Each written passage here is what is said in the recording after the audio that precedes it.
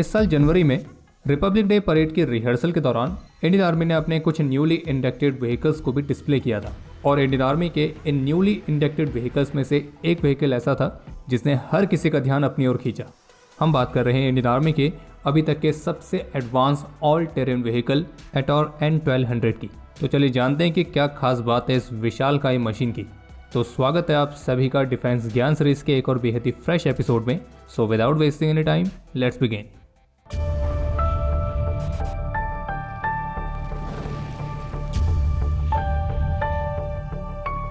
ये जो एटॉर N1200 है तो ये ओरिजिनली यूक्रेन की एक कंपनी जिसका नाम है क्वाड्रो इंटरनेशनल, तो उनका प्रोडक्ट है।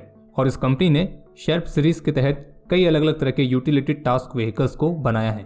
ये जो क्वाड्रो इंटरनेशनल है ये किसी भी अन्य ऑटोमोबाइल कंपनी की तुलना में काफ़ी अलग है, क्योंकि इनका विजन है ऑफ रोड ट्रांसपोर्टेशन में एक नई क्रांति लाना। और ऐसा वो करना चाह रहे हैं एक ऐसे व्हीकल को क्रिएट करके जो कि मोटरसाइकिल की एजिलिटी और एक कार की स्टेबिलिटी इनके कॉम्बिनेशन के साथ आए। और इसलिए इस कंपनी के आइकॉनिक शेप सीरीज के जो ऑल टेरेन व्हीकल्स हैं तो ये कुछ उसी तरह का कमाल करके दिखाते भी हैं, जिन्हें बनाया गया है दुनिया भर के कुछ चुनौतीपूर्ण इलाकों को भी जीतने के लिए। ये जो शेप सीरीज है इसके अंदर कई अलग अलग वेरिएंट्स आते हैं, जैसे कि ARK 3400, N1200, Pro 1000, UGV और ऐसी बाकी सब। और जो इंडियन आर्मी का एटॉर N1200 है तो वो मुख्य रूप से शेप N1200 का ही इंडियन वर्जन है, और इसलिए हम इसी वेरिएंट पर खास तौर पर फोकस करने वाले हैं। तो अगर क्वाड्रो इंटरनेशनल की माने तो उनका जो ये शेप N1200 है तो ये अभी वर्तमान समय में दुनिया भर में ऑपरेशनल सबसे advanced 4 wheel drive all terrain vehicles में आता है। इस व्हीकल की खास बात यह है कि ये घने जंगल, उबड़ खाबड़ जमीन, पथरीली जमीन, रेतीली जमीन, बर्फ से ढकी हुई जमीन, ये किसी भी तरह की जमीन पर ड्राइव कर सकता है और किसी भी डेप्थ वाले वाटर बॉडीज पर आसानी से फ्लोट कर सकता है। और ये दुनिया के उन चुनिंदा व्हील्ड व्हीकल में आता है जो कि 1 मीटर की ऊंचाई तक के ऑब्स्टेकल को पार कर सकता है। ये जो पूरा व्हीकल है लोड फ्रेम पर आधारित है। ये एक 4 व्हील ड्राइव व्हीकल है जो कि चेन मैकेनिज्म के माध्यम से वर्क करता है, और इसके ड्राइव में जो चेन इस्तेमाल होती है वो कंटिन्यू लुब्रिकेट होती रहती है, यानी कि इसको मेंटेनेंस की जरूरत भी नहीं पड़ती है। इसमें जो 71 इंचेस के 4 बड़े बड़े टायर्स लगे हुए हैं तो उनको इन्फ्लेट करने के लिए, यानी कि इनमें हवा भरने के लिए आपको बाहर से किसी इक्विपमेंट की जरूरत नहीं है, बल्कि इसके जो टायर हैं वो ऑटोमेटिकली इस व्हीकल के ही एग्जॉस्ट सिस्टम से इन्फ्लेट होते हैं। और एक सिंगल बटन को प्रेस करके आप इन बड़े बड़े टायर्स में कुछ ही मिनटों के अंदर हवा भर सकते हैं। इतना ही नहीं बल्कि इस व्हीकल के चारों टायरों के बीच में जो आपको गोल सा ढक्कन जैसा दिख रहा है तो वो इसका रिम नहीं है बल्कि वो एक्स्ट्रा डीजल टैंक है, और ये आपको इस व्हीकल के चारों टायरों में मिलेगा। और इसके टायर्स में जो एक्स्ट्रा डीजल टैंक है उनकी कैपेसिटी भी 56 लीटर्स है, और वैसे ये 95 लीटर्स की टैंक कैपेसिटी के साथ भी आता है। ये व्हीकल साउंड प्रूफ भी है और रस्ट प्रूफ भी है, क्योंकि इसमें सेल्फ हीलिंग कैपेबिलिटी वाले रैप्टर पॉलीयूरेथीन पेंट का इस्तेमाल किया गया है।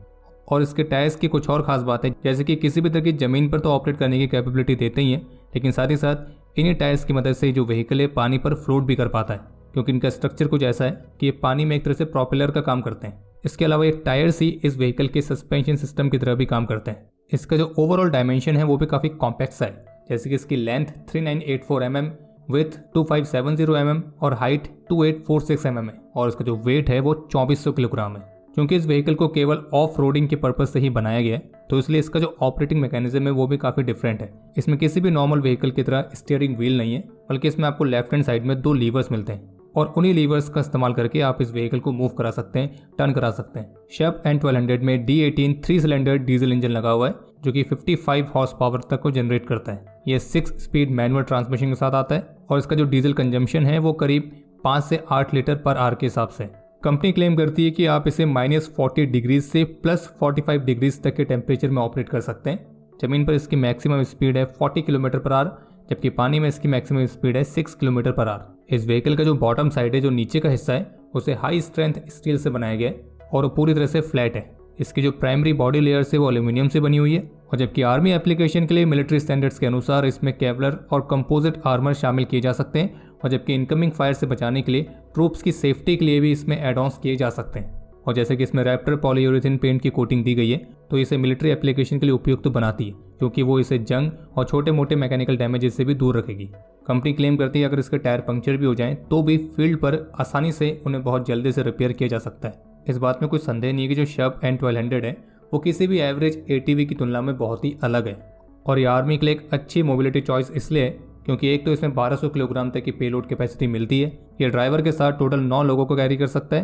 क्वाड्रो के मुताबिक इसकी जो ऑपरेशनल कॉस्ट है वो केवल $7 पर आवर आती है, और अगर मिलिट्री इक्विपमेंट के हिसाब से देखा जाए तो ये काफ़ी सस्ता है। और जैसे कि कहा गया है कि मिलिट्री एप्लीकेशन के लिए इसमें एक्स्ट्रा प्रोडक्शन ऐड की जा सकती है, तो वो भी एक प्लस पॉइंट है। बाकी किसी भी तरह के टेरेन में ऑपरेट करने की इसकी कैपेबिलिटी इंडियन आर्मी को काफ़ी ज़्यादा फायदा पहुंचा सकती है, क्योंकि इंडियन आर्मी को लगभग हर तरह के टेरेन में ऑपरेट करना पड़ता है, फिर चाहे वो रेतीला इलाका हो, बर्फ़ वाला इलाका हो, पानी वाला इलाका हो, या फिर लद्दाख जैसे क्षेत्र हो। ये जो व्हीकल है ये भारत में ट्रायल्स के लिए 2021 में आ गया था। हालांकि मिलिट्री के लिए इसके ट्रायल्स कब से शुरू किए गए थे और आर्मी ने इसे कब इंडक्ट किया, तो इसके बारे में पब्लिक डोमेन में ऐसी कोई इन्फॉर्मेशन तो नहीं है। लेकिन ये जरूर सामने आया कि ये जो व्हीकल्स हैं भारत में मैन्युफैक्चर हो रहे हैं, और जिन्हें मैन्युफैक्चर कर रही है गैको मोटर्स, और जिससे अभी हाल ही में JSW ग्रुप ने एक्वायर किया है। और जो गैको मोटर्स है वो भारत, नेपाल और श्रीलंका इन तीनों देशों में इन शेफ व्हीकल्स के डिस्ट्रीब्यूटर और सर्विस का काम करती है। हालांकि गैको मोटर्स और क्वाड्रो इंटरनेशनल के बीच इन व्हीकल्स की मैन्युफैक्चरिंग भारत में करने के लिए अगर कोई लाइसेंसिंग एग्रीमेंट साइन हुआ है तो उसकी जानकारी तो पूरी तरह से ओपन सोर्स में उपलब्ध नहीं है। लेकिन ये माना जा रहा है कि रिपब्लिक डे के दौरान जो आपने N1200 व्हीकल देखे थे तो वो गैको मोटर्स द्वारा भारत में बनाए गए शेफ N1200 का इंडियन लाइसेंस वर्जन था। हालांकि इन व्हीकल्स को भारत में बनाने के लिए टेक्नोलॉजी ट्रांसफर किस लेवल तक का हुआ है तो उसके बारे में कोई जानकारी उपलब्ध नहीं है। लेकिन यह कन्फर्म हुआ है कि JSW गैको मोटर्स को इंडियन आर्मी से 96 chef Ettore N1200 vehicles supply करने का ऑर्डर मिला है, जिसकी वैल्यू है 250 करोड़ रुपीस। बाकी इंडियन आर्मी से मुख्य रूप से बॉर्डर पेट्रोलिंग, किसी सर्च एंड रेस्क्यू ऑपरेशन और किसी रिमोट एरिया पर ट्रांसपोर्टेशन पर्पस के लिए खास तौर पर इस्तेमाल कर सकती है। बाकी कहना पड़ेगा जो शेफ N1200 है तो इसके अंदर जिस तरह की कैपेबिलिटीज़ हैं तो वो कैपेबिलिटीज़ भारत के रिक्वायरमेंट्स को देखते हुए बिल्कुल सूटेबल बैठती हैं, और निश्चित रूप से इंडियन आर्मी की फ्लीट में इंडक्टेड किसी बीस्ट मशीन से कम नहीं है। बाकी इस व्हीकल को आप 10 में से कितने नंबर देंगे कमेंट सेक्शन में शेयर जरूर करना। बाकी वीडियो को एंड करने से पहले big shout out to Shubhdeep Das, जिनकी रिसर्च के साथ ये वीडियो पॉसिबल हो पाई है, और इससे रिलेटेड एक आर्टिकल हमारी ऑफिशियल वेबसाइट defenseexp.com पर भी पब्लिश किया गया है, आप उसको भी चाहे पढ़ सकते हैं। बाकी इसी नोट के साथ हम इस वीडियो को एंड करते हैं। वीडियो पसंद आई तो लाइक जरूर करें, कोई भी सुझाव या सवाल हो तो उसके लिए कमेंट सेक्शन ओपन है, और मिलिट्री से संबंधित और भी इंटरेस्टिंग कंटेंट को एक्सेस करने के लिए डिफेंस स्कॉट की मोबाइल एप्लीकेशन को डाउनलोड जरूर करें। और अगर आप वीडियो के डिस्क्रिप्शन में दिए गए लिंक पर क्लिक करके हमारी मोबाइल एप्लीकेशन को डाउनलोड करते हैं तो आप इसके एनुअल सब्सक्रिप्शन में 50% ऑफ प्राप्त कर सकते हैं। और अगर आपने अभी तक चैनल को सब्सक्राइब नहीं किया है तो आज ही सब्सक्राइब करें। हम जल्द मिलेंगे नए एपिसोड के साथ, तब तक के लिए जय हिंद, जय भारत।